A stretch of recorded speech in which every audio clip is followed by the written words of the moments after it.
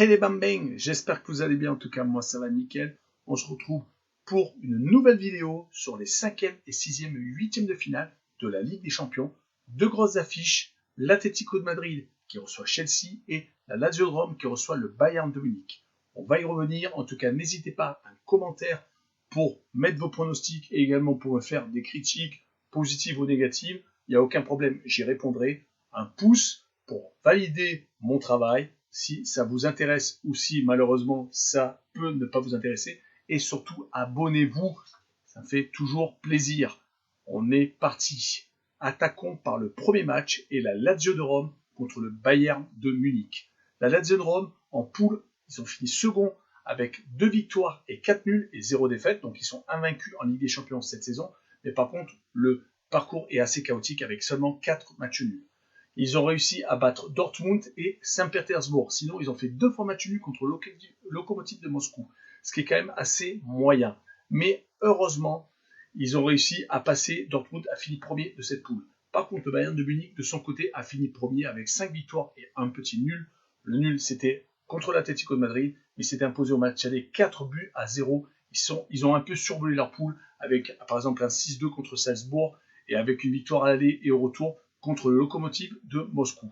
Par contre, pour la tendance actuelle, car il n'y a jamais eu de confrontation directe entre ces deux équipes, sur la tendance actuelle, la Lazio de Rome est sur 7 victoires consécutives à domicile, toutes compétitions confondues. C'est quand même assez exceptionnel, même s'ils n'ont pas rencontré de gros bras à domicile, à part Naples, en début de série. Par contre, ils n'ont plus perdu à domicile depuis la 11e journée et fin décembre contre le Hellas Vérone. Ça, c'est à prendre en compte. Et leurs 2 seules défaites depuis toute cette période, c'était contre les 2 équipes milanaises, l'Inter de Milan et le Milan AC. Côté Bayern de Munich, ils sont actuellement dans une série de 2 matchs sans victoire. Ils viennent de s'incliner à Francfort, mais ont largement dominé le match avec 23 tirs à 7. Il faut savoir qu'à la mi-temps, ils perdaient 2-0. Ils étaient, on va dire, assez moyens, mais à chaque fois, leur deuxième mi-temps est assez extraordinaire dans la domination, même si malheureusement ça ne donne pas de victoire derrière, car le match d'avant, ils avaient fait 3 buts partout contre l'Arminia Bielefeld. Ils perdaient à la mi-temps également, et ils avaient fait tout leur retard. Il neigeait, contre Francfort, ce n'était pas le cas. Donc voilà, c'est une équipe qui est à réaction et qui a tendance à se réveiller actuellement en deuxième mi-temps. Pourtant, avant ces 2 matchs sans victoire, ils étaient quand même sur 7 victoires consécutives, où ils ont été champions du monde des clubs. Il faut quand même le noter, peut-être que c'est une petite dépression due à leur trophée, c'est possible. Mais avant donc cette victoire, ces 7 victoires consécutives qui leur ont amené à ce titre, ils avaient aussi eu une petite série de 2 défaites consécutives contre Kiel en Coupe d'Allemagne et contre Mönchengladbach où ils avaient été renversés par l'équipe du fils de Thuram.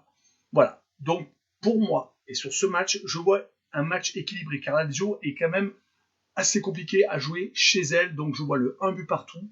Et je vois le Bayern de Munich peut-être dominer le match, mais malheureusement pas réussir à remporter le match. Et je vois tout de même les 2 équipes marquées. Je pense qu'il faut peut-être plus se pencher sur les 2 équipes marques que sur le match nul. Continuons avec l'Atlético de Madrid qui rencontre Chelsea. L'Atlético de Madrid a fait comme la Lazio de Rome une assez mauvaise phase de poule. Ils ont quand même réussi à sortir, mais en finissant second avec 2 victoires, 3 nuls et une seule défaite.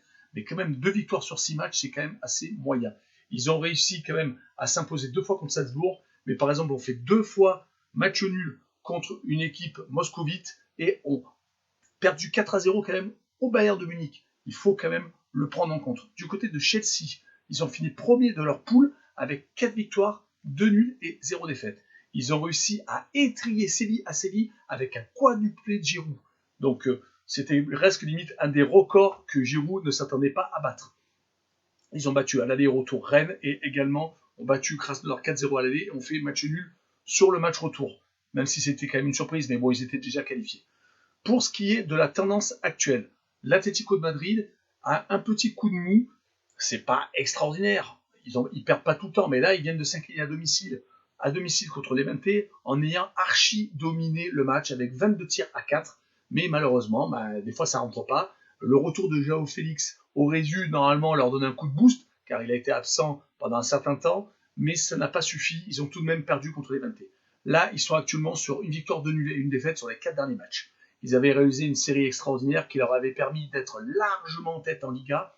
Le Real de Madrid est en train de les rattraper car ils avaient beaucoup de matchs en retard. Finalement, ils n'en ont plus qu'un seul et ils ont 3 points d'avance. Donc, avec ce match éventuel de retard qui gagnerait, ils auraient 6 points d'avance, alors qu'à un moment donné, ils pouvaient en avoir au moins 10 sur le Real et le Barça.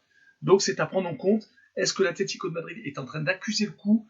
Ça va être compliqué si il tombe contre une équipe de Chelsea qui a, depuis l'arrivée de Tuchel en tant qu'entraîneur de Chelsea, est sur une bonne série. Ils sont sur 5 victoires et 2 matchs nuls. Donc, l'équipe de Chelsea est une équipe très difficile à manier depuis l'arrivée de l'Allemand. Même s'ils ne gagnent pas tous leurs matchs, ils viennent faire un partout à Southampton. Peut-être qu'ils avaient la tête à la Ligue des Champions. Je pense que toutes les grosses équipes avaient sans doute la tête à la Ligue des Champions.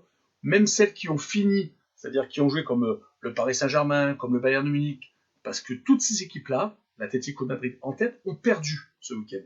Donc il faut vraiment faire attention.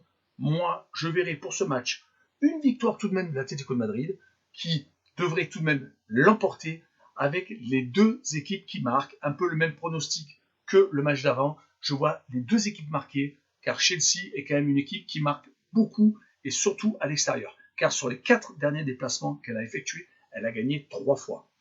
Voilà, on en a fini avec cette vidéo. Je vous remercie de l'avoir regardé. On se retrouve prochainement pour les 7e et 8e de finale de la Ligue des Champions.